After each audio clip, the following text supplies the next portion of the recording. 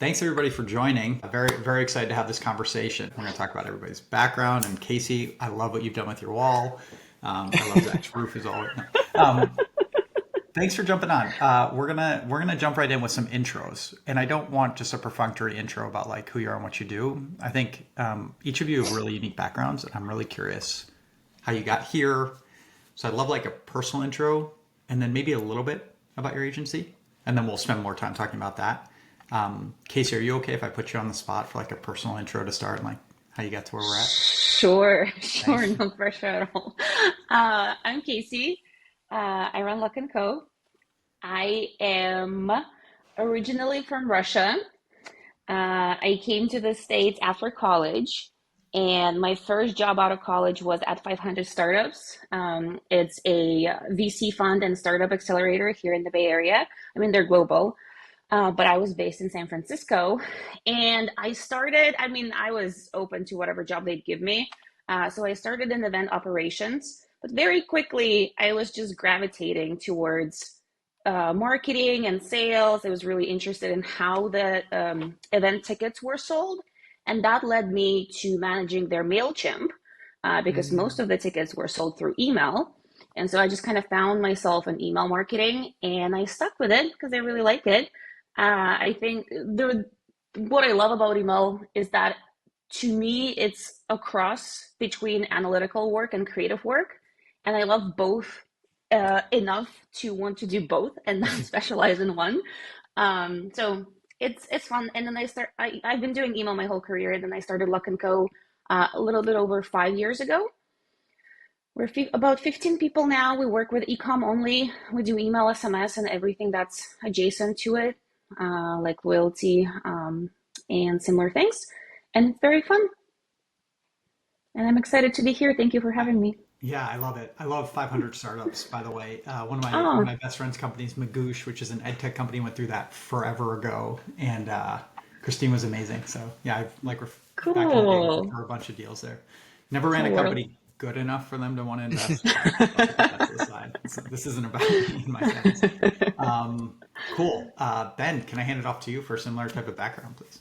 Yeah, for sure. I don't know, I got started in this whole world very much unintentionally. As you can maybe tell from the jerseys behind me, very big sports person growing up. My intention was to, well, besides being shortstop of the Yankees, which didn't happen, was to, Yet, yet. yeah, yes, right. Yeah, no, I still have some time, I suppose. Um, but my intention was to work in sports, was to work for a team or maybe do like the sports agent thing. And then when I realized like, well, I don't want to go to law school, I kind of pivoted to maybe I'll work for a team, and I worked for the University of Maryland baseball team after I graduated. But that was just for a short-term one-season gig. And when I didn't have a job after college or after that time, I decided to take my bar mitzvah money and start a sunglasses business. And that business, I always say I got very lucky. I just so happened to build it on Shopify. There were some other options out there at the time that was like, okay, which one do I use? It was store number 41,000 or so on the platform. And I just remember this recently. Somebody at Shopify reminded me of this, that this was 12 years ago. I used to open up support tickets all the time, whether it was like, how do I do this? Or, hey, this doesn't do this way, but it should, and here's why. And over the course of 3, 4 months, I opened literally hundreds of support tickets. And back then, the Shopify gurus, as they were called, the live chat, was the same people. So people knew who I was. Like they recognized my name. And the Shopify partner team reached out. I started working with a couple, friends of friend, needs a help building a website, doing some stuff on MailChimp, running some stuff on social or whatever it might be. And that over time snowballed into the agency that I have today, which is Zettler Digital. We help folks with uh, email marketing, advertising management, and site optimization work. We're longstanding Shopify Plus partners. We're Klaviyo Elite partners. We're Meta Business Preferred partners and Google partners, and we do a lot of work in that realm. after I started that sunglasses business, I also worked for a company called Steiner Sports for a long time. So there was my connection back to sports. But running social and digital marketing, we took what was cumulative like 50,000 following to over 2.5 million in my first couple of years there. And we turned social into a legitimate lead generation and sales tool for the business. And so my role expanded into overseeing not just social, but paid advertising and affiliate marketing and email marketing, and eventually our entire e-commerce operation. And they got bought out by Fanatics about 6 years ago.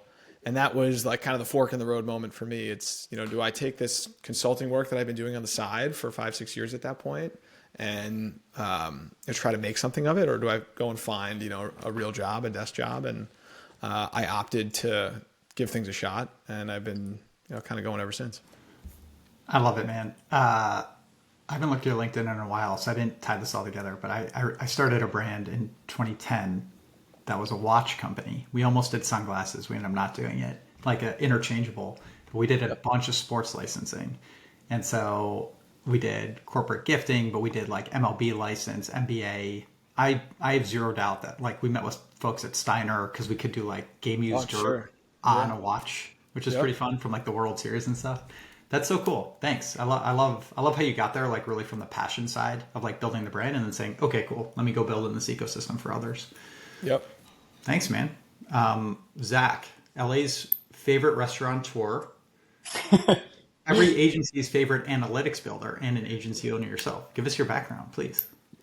Yeah, I'm starting to realize that no one intended to get into this industry, which is really funny to me. There's plenty of other things we could be doing, like we're just here. Yeah. So when I was at UCSB, my like very first internship was crazy that I was trusted to do this, but was doing like stock picking articles for this this financial kind of investing startup. And through that, there was a startup in Santa Barbara at the time called Find the Best. And it was a big kind of like SEO startup where they're generating all these listicles and things like that. And it was basically to rank for like, what is the best credit card for this or whatever. That company ended up pivoting into a company called Graphic, which was a data visualization startup. So my first big boy job, I got hired to work full time when I was still in school, was by my now partner, Brendan, business partner, Brendan. We've been working together every day for the last 11 years, since I was 19. And that company, the whole business model was serving like data visualizations via a search engine to news media companies. So before graduation, I moved to New York. I finished my finals on my computer, and I was embedded at like Associated Press, Reuters, Yahoo. And I was at Fox News headquarters on election night 2016, working there. So I got to do all kinds of crazy stuff, but it was all through data visualizations, essentially doing product management. And that company got bought by Amazon. So Brendan and I went to Amazon, did kind of like data engineering, product management at Amazon on the Alexa team.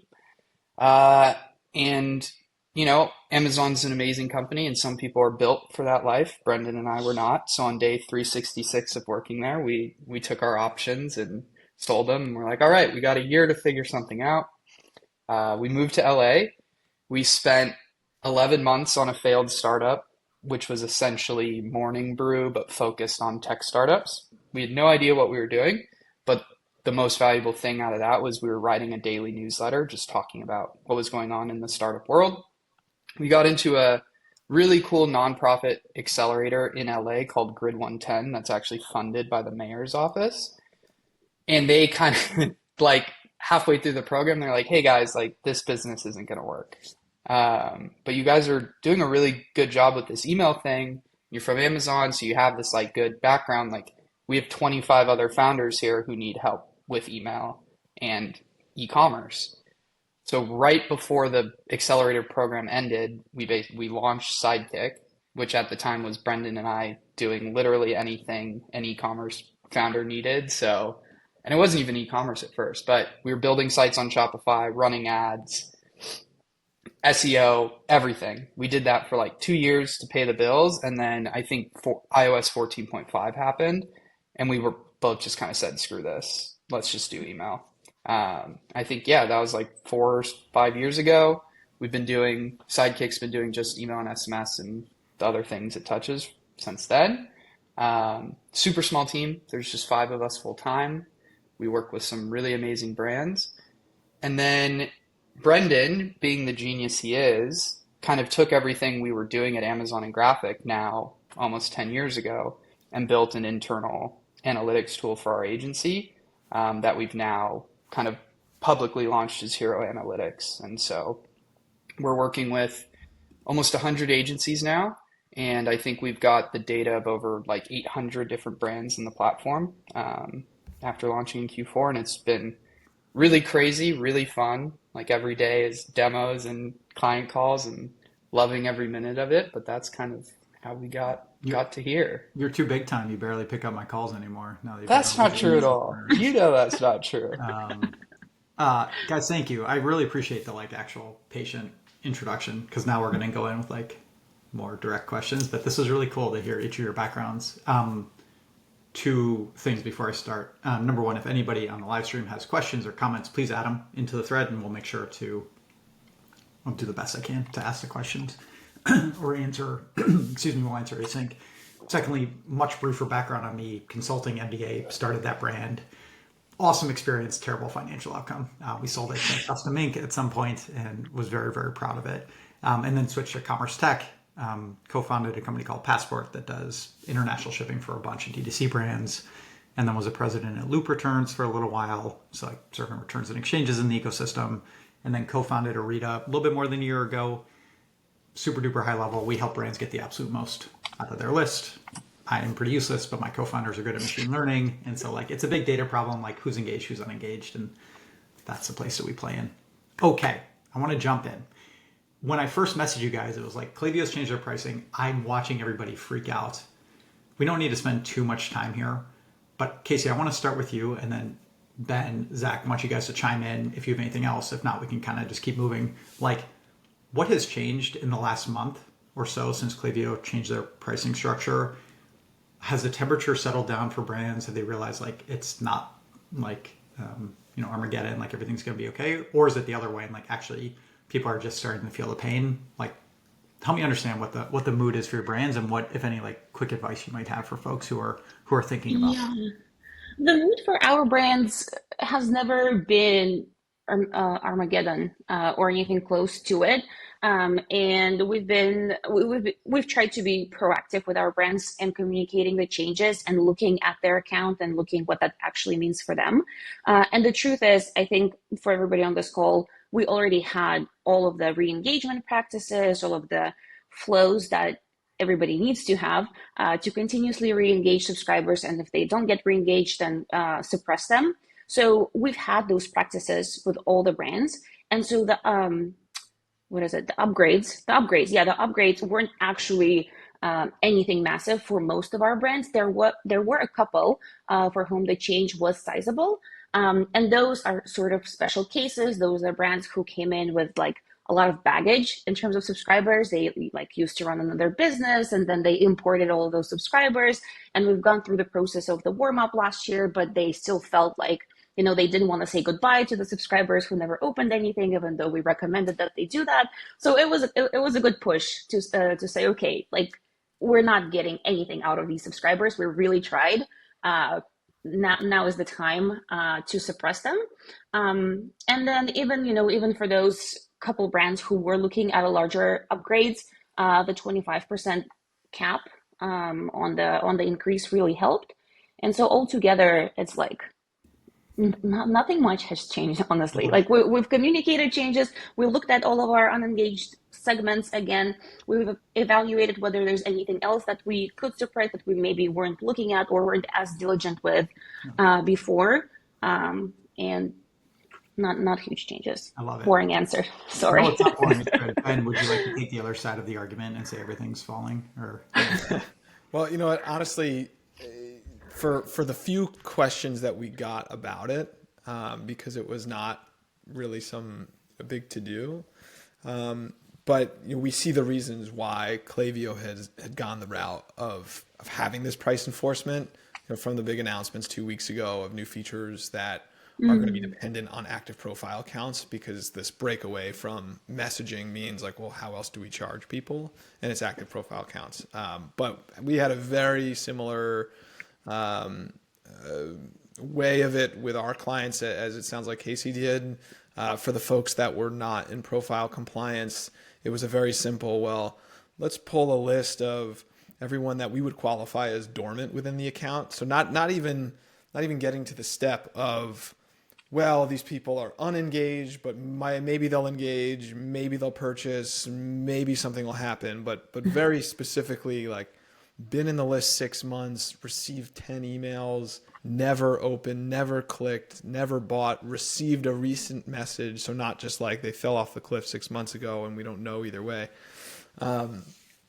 We had one client that went one step up on their billing threshold, and everybody else is paying the same exact amount of money they were before, because of just that, and not eliminating, again, folks that are on the fringe. Like I would argue that, just according to the active profile pricing structure, there's plenty of brands that we work with that could be and should be paying less.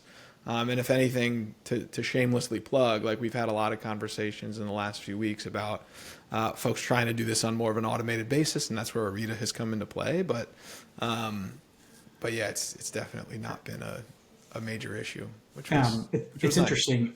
Just like as a quick point, like putting Orita to the side, the one thing that you said is like, look, if they haven't engaged in 6 months and 10 emails, and they've done a recent one. I think something that ends up happening, and we've seen this across hundreds of brands right now, is we've never seen anybody who is manually suppressed actually reactivate anybody.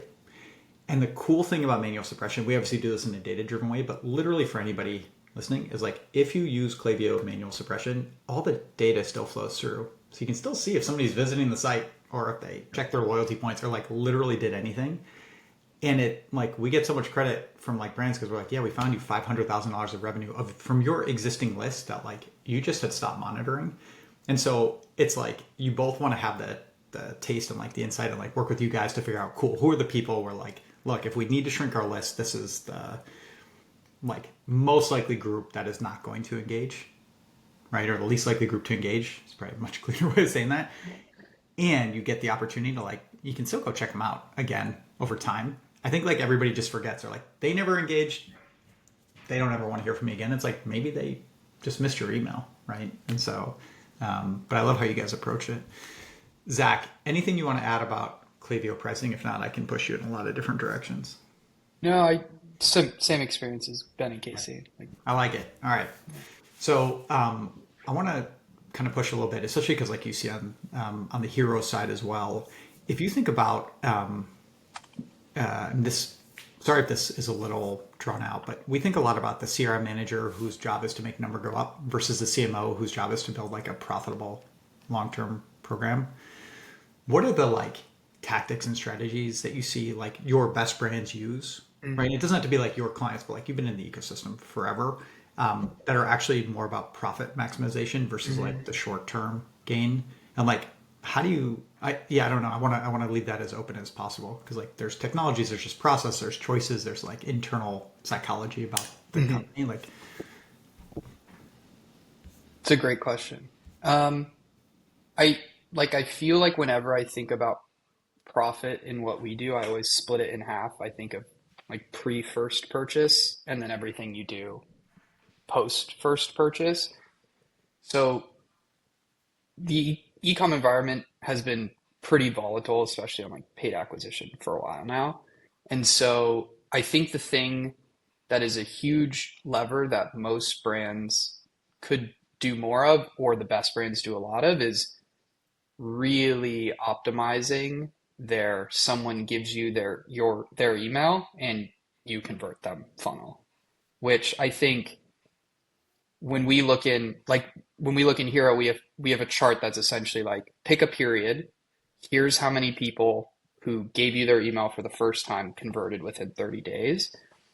the percent of new email signups who convert can range anywhere from, a couple percent on the low end to, I think, brands at scale that are very effective at this, like 20, 30% plus, they're converting new email signups within 30 days. And I think for a long time, top of funnel email and SMS, so welcome series, abandonment, I think we really need to kind of like reconceptualize what welcome is for. I think for a long time, welcome has been focused on brand building and tell your story and introduce your products. And it's not that. It's an extension of your advertising funnel. Like, it is one long landing page that you have a very short amount of time to convert someone. If you look at the first 7 days of someone signing up for your list, there's a ton of conversions the day they sign up, and then it just dramatically drops every day to the 7th day. And then after the 7th day, for most brands, it's like 80% of all the revenue, 90% of all the revenue you're going to make every month from new email subscribers comes in the first 7 days. So if you're not throwing the kitchen sink and everything else at them during that window, you're leaving money on the table. And as it relates to profitability, it's like, that's kind of going to be your blended acquisition costs, right? If you can be more efficient, put up more efficient bumpers on the bowling alley so that the people you're paying to get onto your site are actually converting via, a more effective welcome, more effective abandonment, and just like more effective site too, that's going to affect profitability, I think, on the first half. This is wonderful. I see Kasey nodding. I have 15 follow-ups and I'm going to shut up. I want you guys to talk about this. I love that you're saying that. Like, thank you for saying it finally. That's how we've always approached the welcome flow. Like, at least welcome one, like honestly, the entire welcome flow, but welcome one is all about helping people convert ASAP, giving them that one thing or those two things that will help them convert as fast and as effectively as possible. And this is very relevant to me right now because I'm actually running this program for teaching marketers who want to specialize in e-commerce strategy, email and SMS strategy. And so as a result, I'm like, in preparing the content for that, I'm, asking ChatGPT some questions and, going and searching for things. And there is still advice about like introducing the brand and giving the warm welcome and like essentially like teasing into it. And I'm like, no, please guys, the welcome email is for converting. And you're right, you have such a short time to do that. So thank you for saying that. I feel like I'm not alone. You're definitely not alone. I mean, I know it works. It's, like just like our welcome one usually converts at least 10%, sometimes 15, 20. So like there is the biggest part of those people who convert in the first 30 days. So yeah, I think the best love thing this. I can tell a brand when it comes to like what content should we focus on as part of a welcome is just put yourself in the consumer's shoes. Like, if you sign up for an email list, what is it that you want to see? Do you want to see something related to exactly what you're interested in? Do you want to see the discount that you signed up for that they said they would deliver to you, but now it's like impossible to find? Or do you want to see just some story about, how the brand was founded? And like the answer is obvious.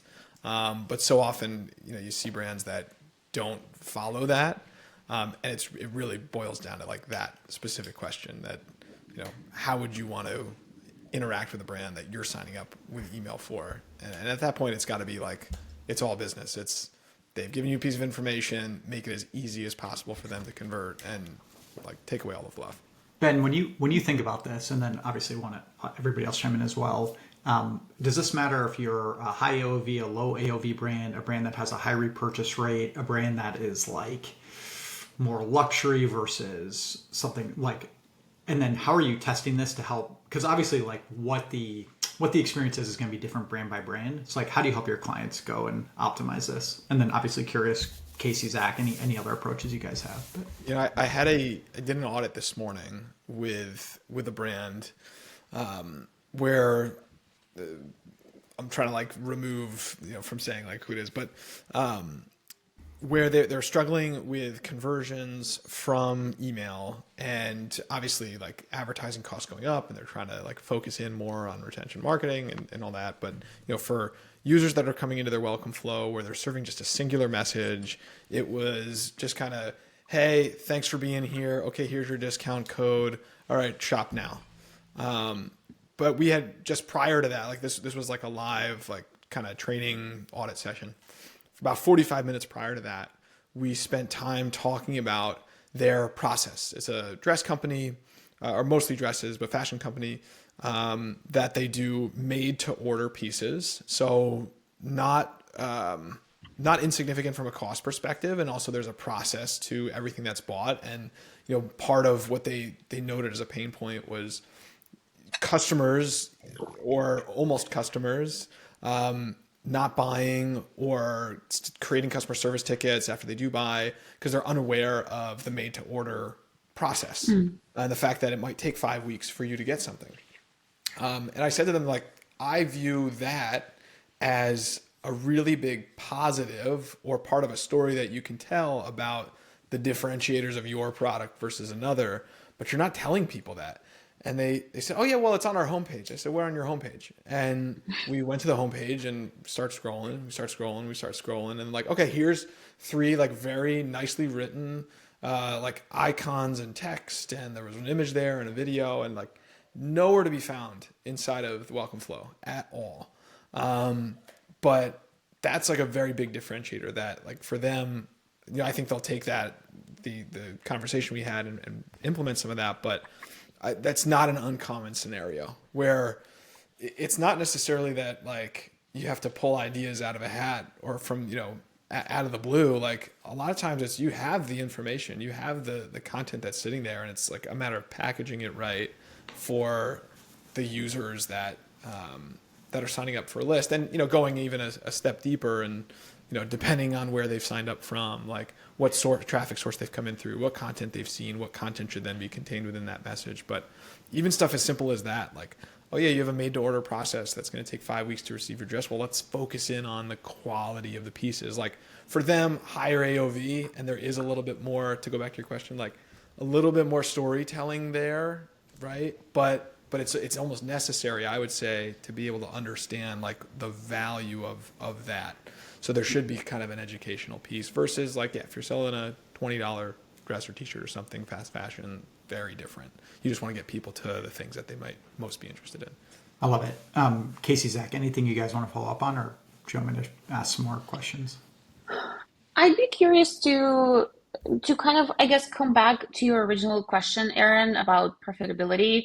We do see, like most of the brands we work with don't discount that much throughout the year. There are a few big sale events, but that's it. But there are some exceptions to that. And there's one brand who we've been working with for 5 years now. And they went from a brand that never discounted. They had 2 sales, like actually back to back in November throughout the year, and that's it. And they were lower prices. We never run discounts. And they grew really significantly without any even paid ad efforts from what I've heard from them. And then at some point they changed their strategy to, we're raising our prices, but we're having a sale every month, pretty much. And we've been running that, we've been riding that train with them. And obviously like our segmentation strategy changed quite a bit, like how we plan campaign calendars changed quite a bit. And we're about to do kind of an annual goal setting meeting with them. They've asked to postpone it a little bit. And it seems like they want to come back to the previous strategy. And I see this with brands where I understand that it's so hard to compete when you don't run sales. But when you do, you're just deteriorating your margins. And then in the end, I feel like you're not going to have a business either. But if you're switching from running sales every month to not running sales every month, I feel like there's like a year in transition where you just have to, like, as a brand, end your pain every month. And like, obviously you have to have enough cash or resources to go through that. But it's painful, but it's necessary if you want to get to a place where like you're profitable and it doesn't hurt. The Uh, did you guys have any like any experiences to share? I don't know, like how your strategies change when your brands pivot so much in terms of their strategy, promotional Yeah, strategy. I mean, the story that I think that's like a fairly that's happened with brands we work with too. It's like I think you meet with a brand and the team's in charge, and I think depending on where the alignment is, it kind of it like really shapes that strategy, right? If the alignment is around top line growth because they're looking for an exit or an acquisition, then I'm going to say like, okay, we're going for volume. We're going to do everything we can to push volume, to push top line. Hmm. And then if they don't, right, if they don't get the acquisition in a couple of years, then they're like, okay, we're reframing everything around Yeah. profitability. And you know, the market has changed a lot over the last 5 years, where I think we've kind of, especially with advertising being more difficult, I think in the last 3 years, retention's kind of having this like golden age of relevance, right? Like everyone's coming back around to like, okay, I need to make more money out of my existing list because I know that's where my profit lives. And so I think a lot of our approach on right, like the retention side of things, on the like driving profitability side of things is like, I don't I think it depends a lot on the brand. Like I won't always say that like discounting is a bad strategy for profitability, depending on how you're levering it, right? Like Hmm. when we run subscription programs, for example, we've tested and we find that if we give a really great discount early on in a subscription and then do a really good job nurturing it after that initial discount, we know that the LTV is going to back out and it's actually going to become a really That's true. profitable customer. But we could give them 50, 75% off their first 2 or 3 months of subscription, knowing we have the data to kind of back up like, okay, we're going to do a good job retaining them. And I think it just, at the end of the day, I think what I've realized is that nothing actually matters for retention besides the product or products. Like there's nothing we can do as marketers, as you know, what we do to make retention better or like meaningful if the product doesn't do it itself. Like at the end of the day, the product plus the brand is the retention. So when we work with a product that's really sticky and people love it, what do you know? Retention rates are really high, so LTV is really high. when a Yeah. client asks you to take them on and you say no, they know that you think their product is not good. You're like, Yeah. I can't do anything here to support.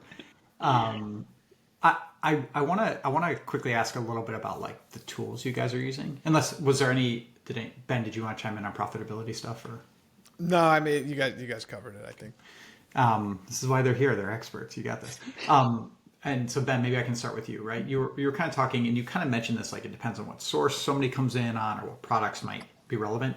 Are there any tools you're using from like a Gen AI perspective, or from a personalization, or from like a differentiated experiences, for like people coming in by channel or by like where they browse on the site that are worth mentioning? I don't know if there are any like neat technologies, or like, or if not specific technologies, like problems that you're trying to solve. Where you're like, man, I'm looking for that next startup that solves this problem.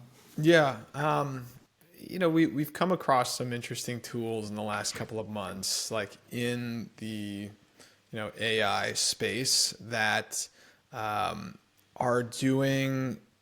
I don't even know if I want to get into the specifics of who they are yet, because kind of for me, jury is a little bit still out on like the effectiveness. But I have come across many different tools in the last few months that, you know, dynamic product recommendations that are more powerful than Klaviyo, and identification of users in certain groups that are most likely to take X action. And I don't mean to sound too skeptical, because some of the things that I've seen are super interesting. Yeah. But seeing it in practice, I think, is like really the next step.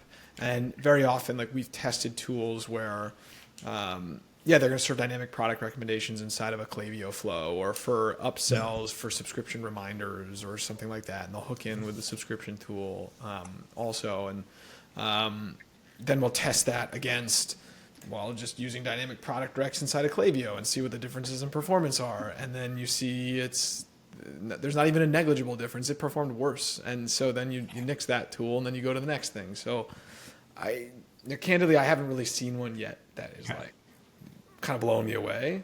I think the biggest thing is really just honing in on where is, and Zac might be able to speak to some more of this, like just given on what they're doing with Hero and some of like data-backed comments that he'll be able to give you better than I can. But where is if not a majority, but a good chunk of traffic coming from? What are those users most interested in?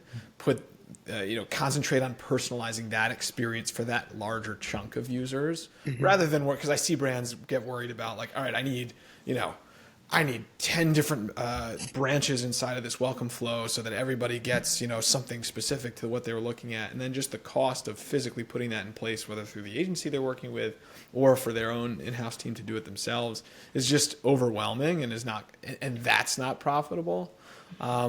But honing in on the things that are going to touch the largest amount of users, I think, is something that I talk to a lot of brands about. And I kind of preach that from the mountaintops. Sure. Constantly. Zac, before we get to Hero stuff, Kasey, I'm curious for you, any specific tools that you've been leveraging, any like similar, like Ben laid out a couple problem statements, right? Because like you're gonna, if you don't have the tool, like what are the next steps of like leverage or things that you can offer to brands that will help them grow as well?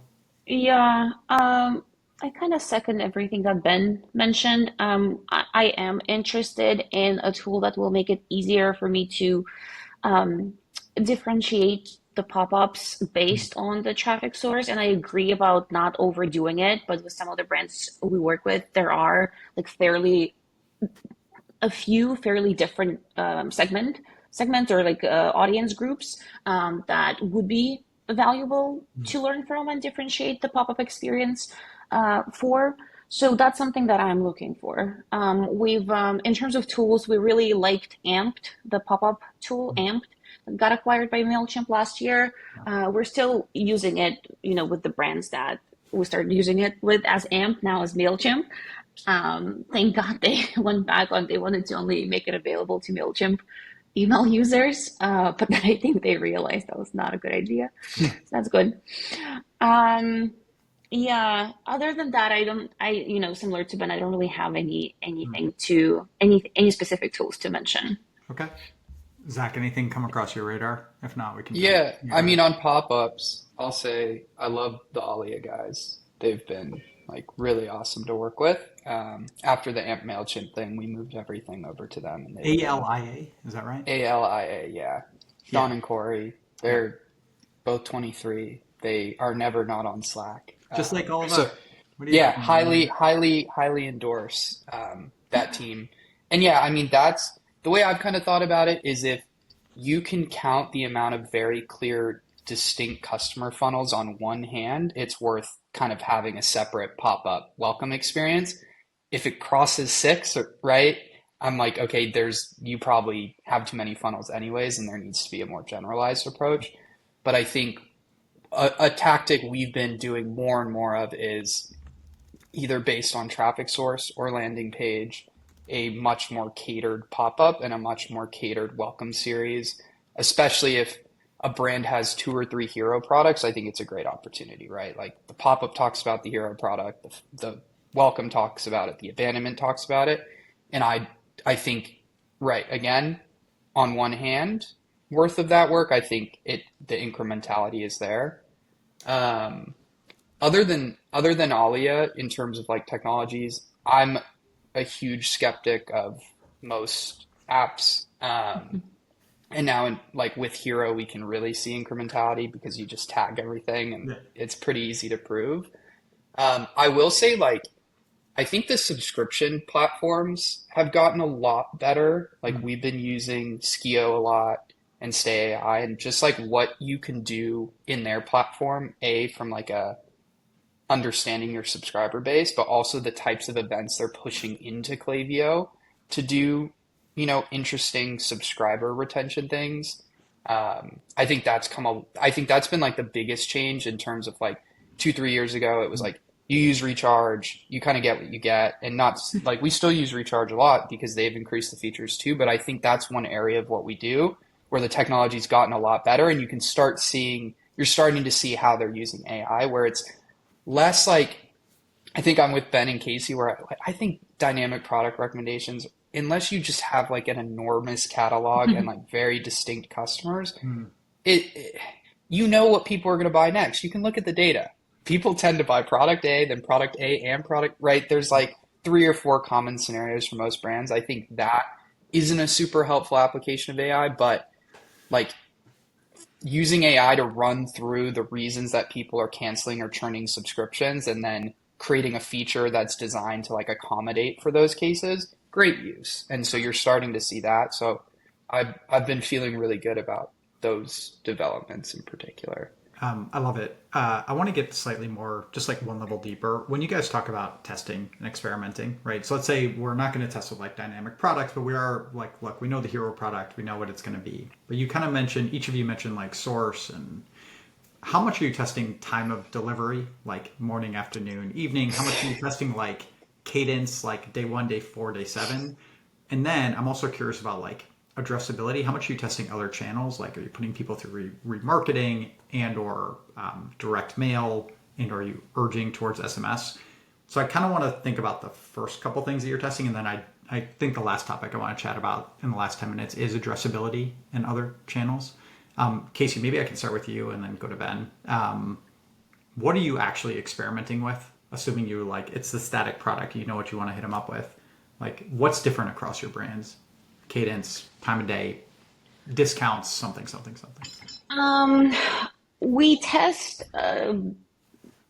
delivery time, or was it scheduling time, just through the Klaviyo Smart Send time. We find that it's very effective, organized. We have a separate test for every day of the week for brands that send a lot, or weekdays versus weekends. So that's easy and not that fun. Usually, like the results are similar for most brands, and it's the PM hours that get the best open rates. The most we experiment with that we find that's most valuable is offer types.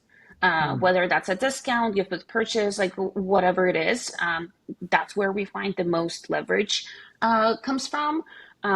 Obviously, we do that both in pop-ups and in emails as well, and SMS. What were some of the other things you mentioned? And then content, like content type. That's another thing. Like angles. How do we position something? For example, I mean, this is sort of you could position an abandoned checkout email as a low stock email. Oh, interesting. Sure. And that actually performs a lot better than an abandoned checkout email. So just being creative with how can we position whatever we need to say Got it. differently. Got it. That's where we find the most interesting results. And actually, back to the tools, I am looking for a tool that will help us organize all of our A/B tests effectively as an agency, because we have so much knowledge from all of the A/B testing that we've been doing, but it's sort of disorganized. Each strategist sort of remembers the tests for their brands, Yeah. and they are in Klaviyo accounts. We've attempted to do that ourselves in ClickUp. We use ClickUp for our project management, but like we weren't successful at that.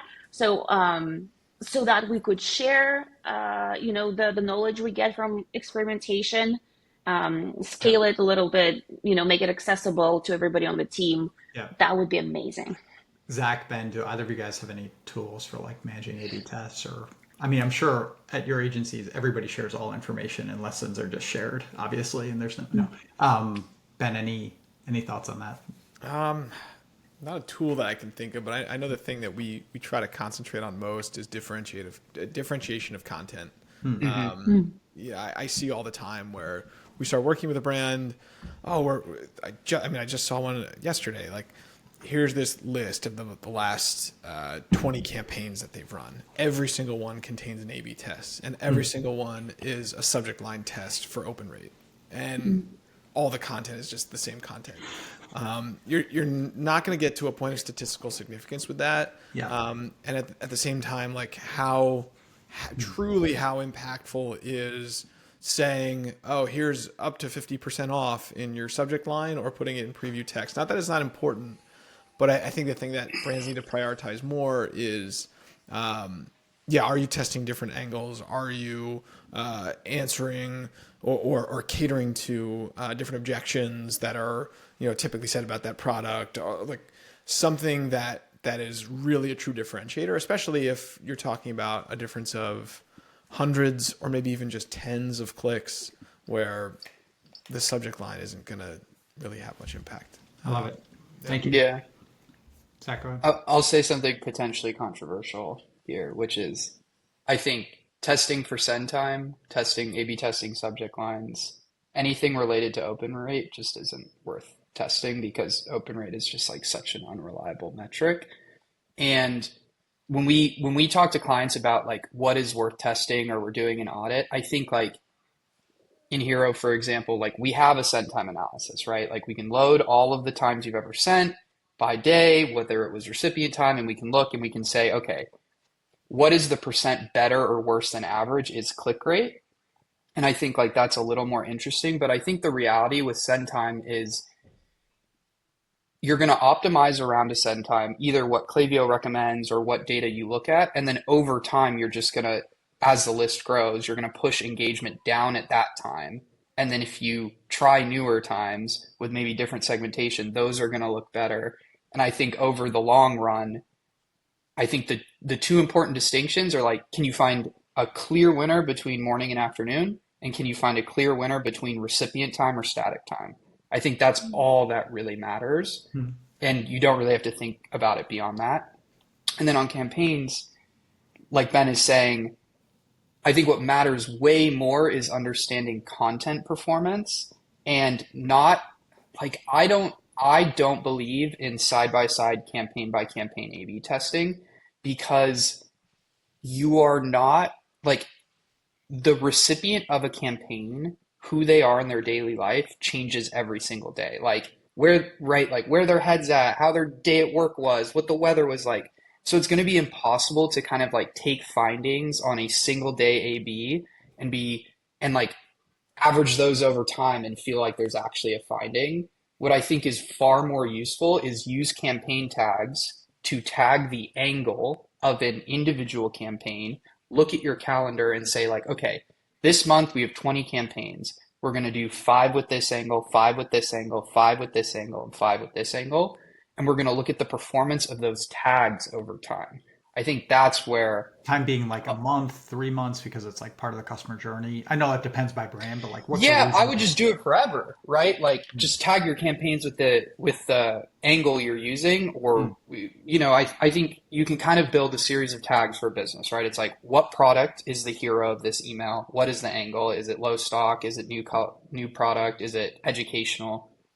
And then you can just track the performance of those tags over time and get a clear sense where what we're effectively like trying to understand as retention agencies is like, when I build a calendar based on these angles, based on this segmentation, I should have a rough idea of how much money this calendar should generate for a brand. Yeah. And I think like it's not send time or subject lines that are going to get you there. It's like the angle of the campaign and the merchandising of those campaigns. And if you use tags, you can look at that data over time and start to say like, okay, as much as this brand wants to send educational content, like the educational tag just sucks. Like it does not perform. And we know that like the recipe tag, right? When we send recipes, it feels just like so played out, but it performs super well. So let's, change the allocation of the angles monthly calendar. I think that's where a lot of that has made a much bigger difference in my opinion than send time. All right. We have one quick question from the audience. Somebody asked, why not just use Klaviyo pop-ups? Is there an obvious reason not to, or is it like, hey, it's pretty good? Does anybody have a strong, like, quick opinion? I actually kind of do have a strong opinion on it. And we've used Amped, Aaliyah, Justuno, Digio, like all the folks that I would consider like really good tools in that space. When we had a bunch of brands test Amped last year, this is prior to the whole MailChimp acquisition thing for them, we saw some good results for sure. But then the question was like, how much of this is incremental versus, and based on how they are serving the content, versus just like the style, the design. How is this pop-up laid out? You know, the prompt for zero party data, get someone to make that first click and then feel that psychological push to like, okay, now I'm going to enter my email and finish. For the brands that we tested, and sorry, you're going to hear some background noise, maybe some guys drilling in our basement. But for You know brands who that, the guy is, or is it just? oh yeah, we know.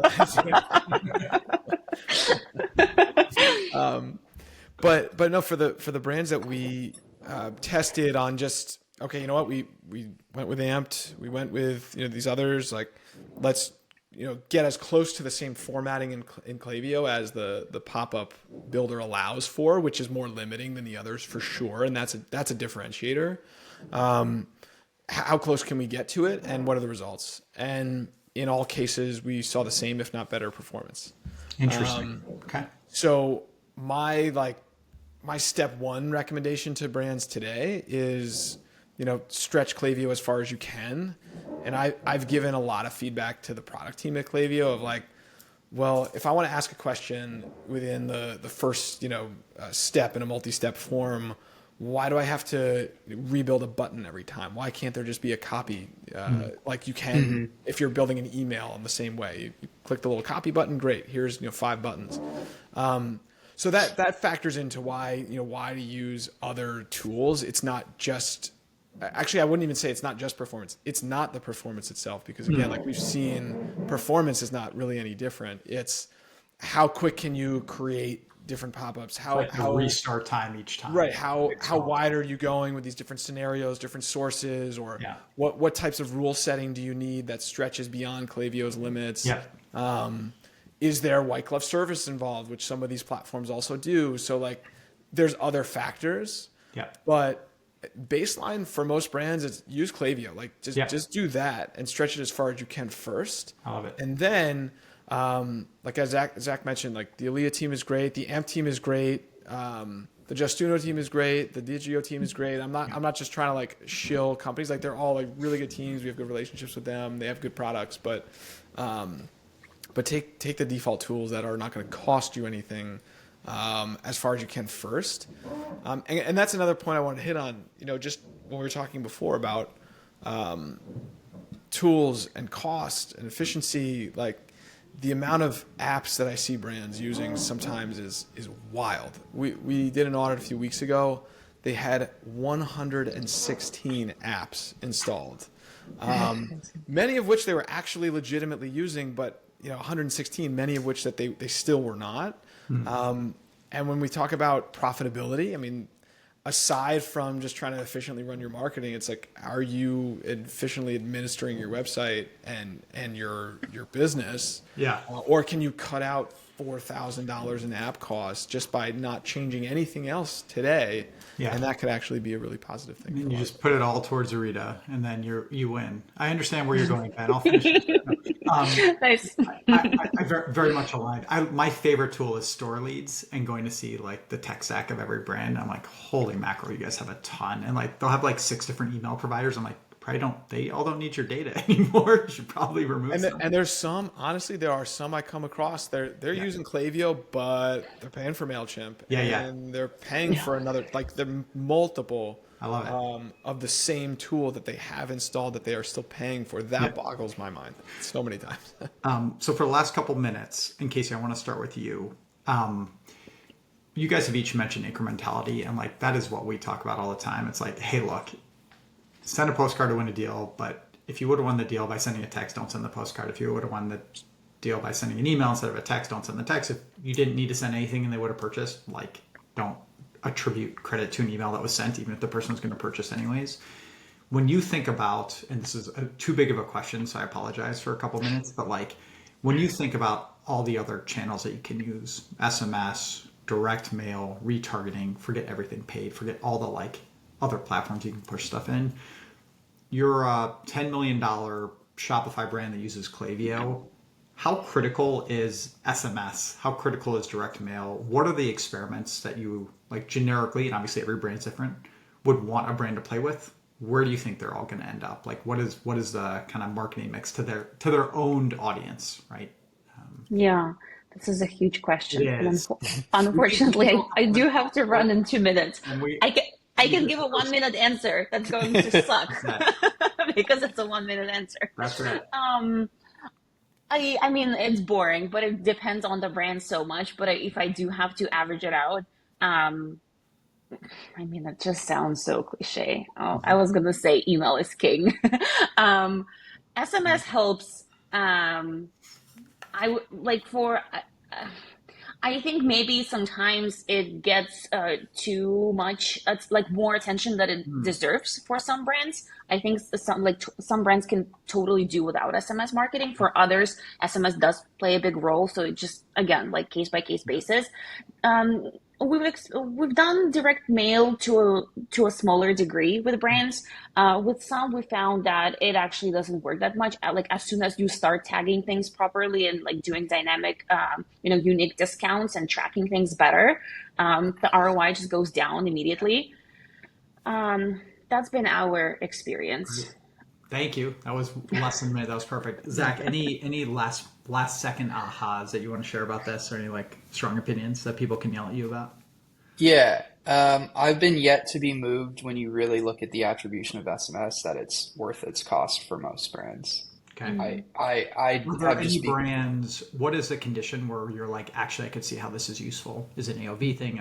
there's a substantial increase in true incremental revenue looking at last click and removing like any sort of like the fact that SMS view attribution exists is crazy. Okay. Direct mail again. By the way, Kasey, it sounds like you got a client call. Just drop. We're going to end this in a second. I can't thank you enough for being here. Yeah. We'll end Thank in you, a- So nice to meet you. Thank you. Nice to meet you guys. This was so fun. I want to Thank follow you. up with all of you. Thank you. Thank you. Talk Bye. soon. Ben and Zach, you're stuck here for one more minute, so you can each It's have all the last good. word. I'm sorry.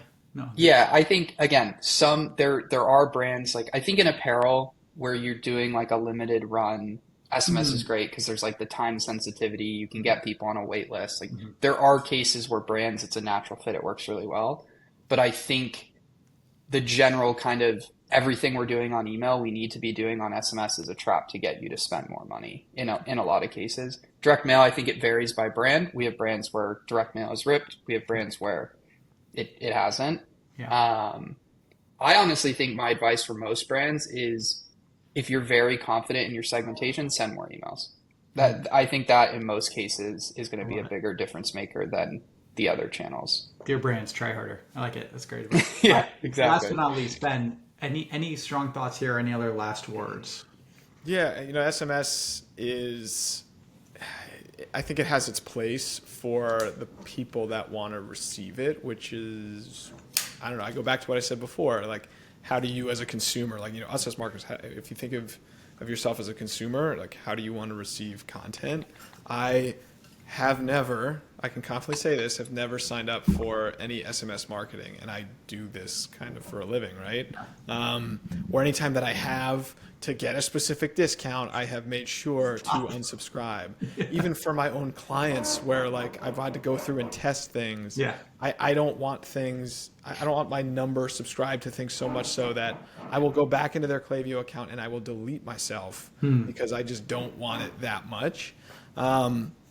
I think it has its place. I think for like exclusive product launch windows, we've seen some brands do like really well with that when we're talking about like limited time only, limited quantity, or the brand that never does a sale that's doing their once a year sale thing.